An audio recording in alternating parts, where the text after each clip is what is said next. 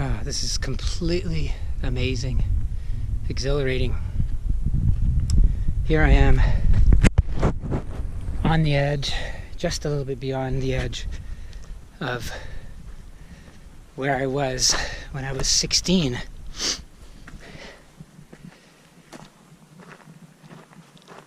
16, 20, 10, 20, 26 years ago. My formative trip to British Columbia with my father and sister, where Professor Yeager and, at the time, his student Carol Yeager took me on a hike.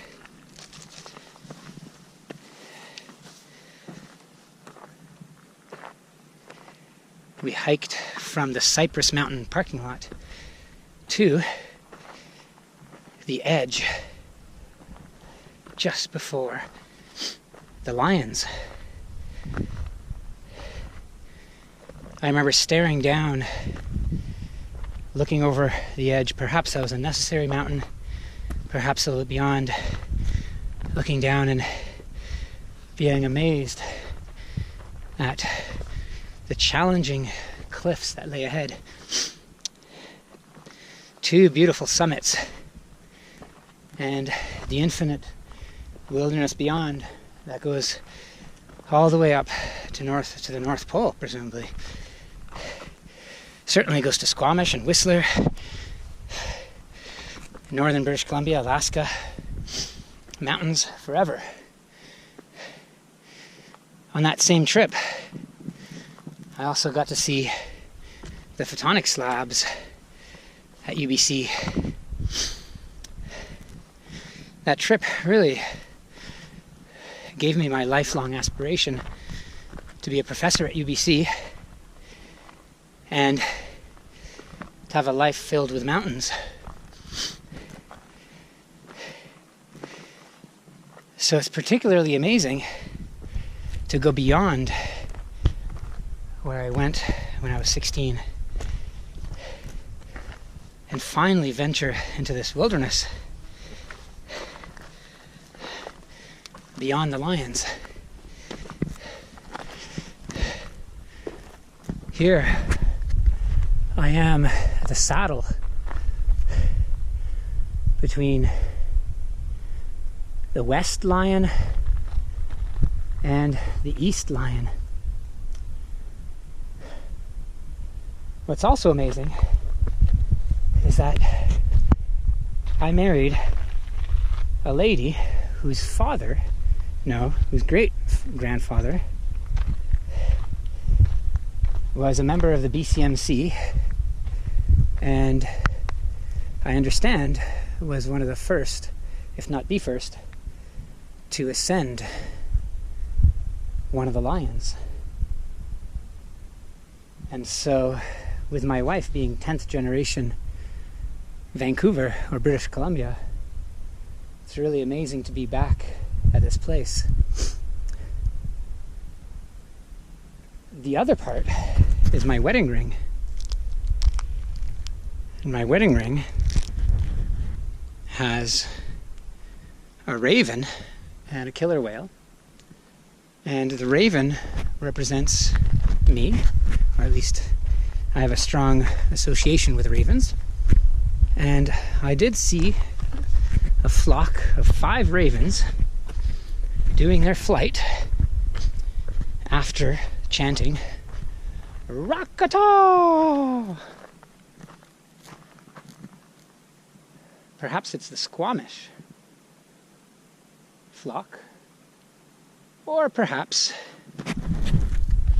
it's the lion's flock.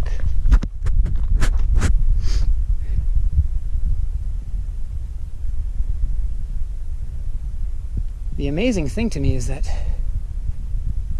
I've dreamed about coming here for so many years with a small inkling and desire to climb these peaks.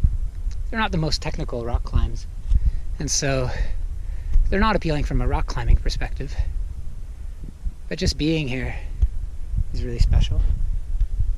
And also, I've been extremely attracted to the concept of living in Vancouver, where we have internet, computers, family, homes with electricity and warmth, and at the same time, within half a day walk or ski or bike, you can be in the complete wilderness where you will not see anybody for hours and hours, and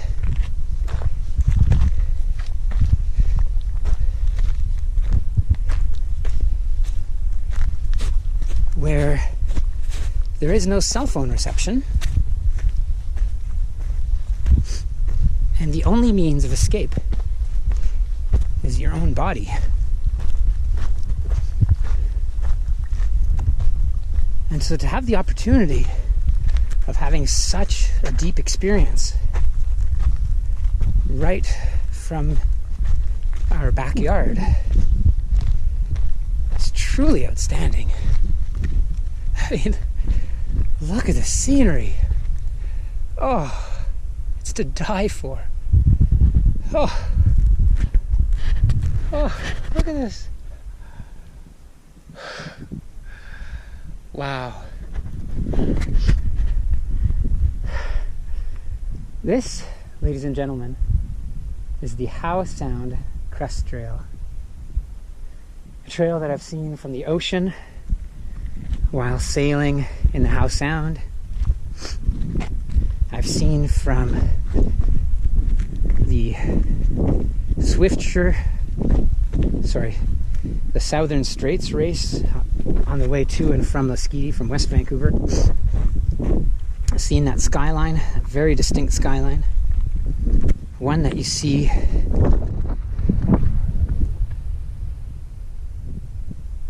when you are driving to Squamish or Whistler. And to finally have made it up here after living in Vancouver for 12 and a half years is a magical treat.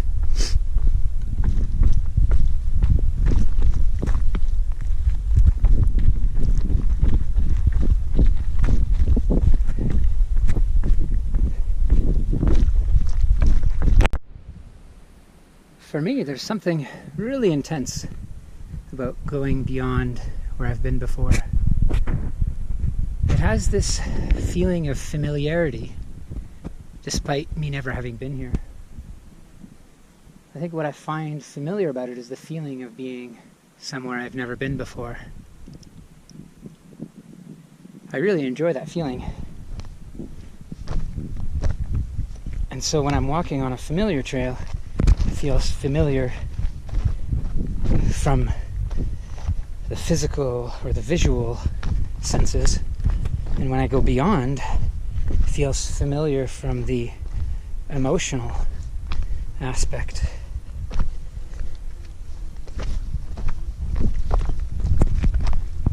And I feel like I'm reunited with something really deep and powerful inside me.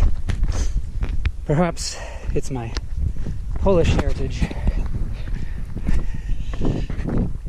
the adventure, the Polish adventurer, the Polish mountaineer, the Polish sailors, the Polish globe explorers. Deep down, I feel like I have some of that. And every once in a while, I get a little taste of that. And oh boy, does it feel good. Oh my God. Look at that. Alpine lakes. This reminds me of the Sierra Nevada mountains. East side of the Sierras, where I spent many years traipsing around during my graduate school. And all this sort of rocky, scree, talus, glued together rocks, unglued together. have to be a little bit cautious about where you go. Goodbye, lake. Goodbye, lions. Time to continue along this Howe Sound Crest Trail.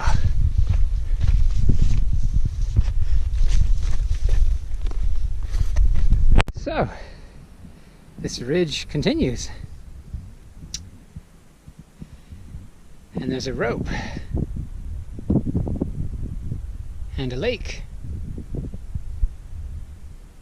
And some smoke in the sky. And some sun. Somewhere up there. And I am moseying along. Yes. Exit to Lyons Road. So happy. So happy. I don't have to go all the way to Porter Cove. Oh, more up. Howe Sound Crest Trail, north and south. I won't finish it today. Magnesia Meadows to the Lions via Howe Sound Crest Trail. Yay, down. Can't wait to find water. I'm thirsty. I'm tired. I'm hyperthermic. What's that? Heat stroke, exhaustion, whatever that is. I'm very tired. I was just thinking about how tempting it is to go to sleep here for the night in my little emergency bivvy bag and jacket. But I do feel motivated to get home and not have a full epic, but just have a regular run. So this is really good news. Okay. Can't wait to find water. Oh, thank God. This couldn't have come at a better time. Oh, the last sip of my water. And now I'm so grateful that I get to refill my belly and my water bottles. This will feel so good. I've been very thirsty for several hours. This is my fourth fill up for the day. Each one I took about a liter with me and probably half a liter that I drank. And I started off with a liter, so 3 times 1.5 is 4.5 plus 1, so 5.5. I've consumed 5.5 liters so far, plus snow. So, I don't know, maybe 6 liters? 6 liters. 6 liters in one day, and it's only been 8 hours, and I've gone 25 kilometers and 2,700 meters of elevation gain. And oh man. Alright, so I filled up from some pretty mucky water, so my filter's gonna require quite a bit of sitting on to get it to work. Check this out. It's a sit-on filter. Oh, how's that for the comfort? It's like sitting on a whoopee cushion or an inflatable mattress and having water, fresh water, clean water. Oh, this is good.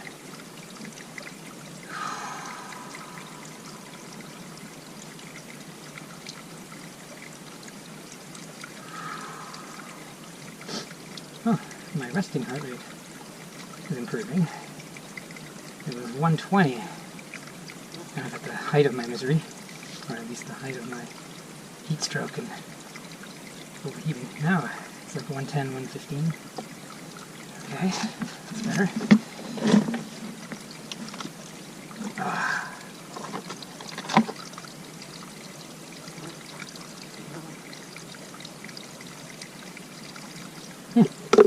Oh, good.